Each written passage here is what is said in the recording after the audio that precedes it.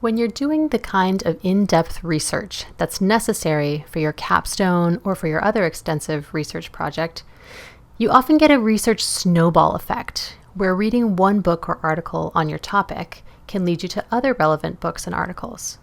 The great thing about reading scholarly books and articles is that they always cite their sources.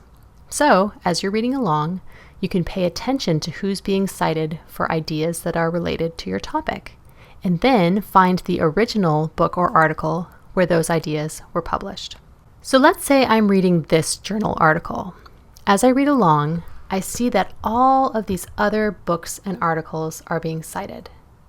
Of course, I'm not going to follow up on most of them, but I am going to pay attention to those that are cited for ideas related to my research topic. So, for example, if I want additional information about other studies that have looked at marginal employment among Latinas, I'm going to follow up on this citation for De Jong and Madamba, 2001. What I'll do now is go to the references list at the end of the article and look for the citation. Here it is. The first thing I want to know is whether this is an article, a book chapter, or something else. In this citation, I can see that after the article title, there is the title of a journal, Social Science Quarterly, plus the volume, number, and pages. This tells me that I'm looking at a journal article. To see whether the CSUMB library has it, I'm going to copy the article title and then go to the library homepage, csumb.edu/library. I'll paste the article title into the OneSearch box.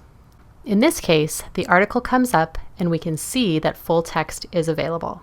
If it hadn't come up, another thing you can do is search Google Scholar, because sometimes Google Scholar will link to articles that are freely available on the internet. The key to using Google Scholar is entering it through the library website, because then it knows you're affiliated with CSUMB and will show you what we have in the CSUMB library. On the library homepage, I'm going to click on Databases by Subject, and then scroll down to Google Scholar. Here, I can paste in the title of the article I'm looking for. And you can see that it comes right up, along with a link to the full text at CSUMB Library. You can also see that, as I mentioned, in some cases you get links to those articles that are freely available on the internet. If the article you're looking for is not available in either of those places, you can request it with Interlibrary Loan. The video Using Interlibrary Loan describes that process. So that's how you can follow up on an article cited in something that you're reading. It's a similar process when you see a book cited. This next citation, for example, I can tell is a book because it has the name of a publisher and the location of publication.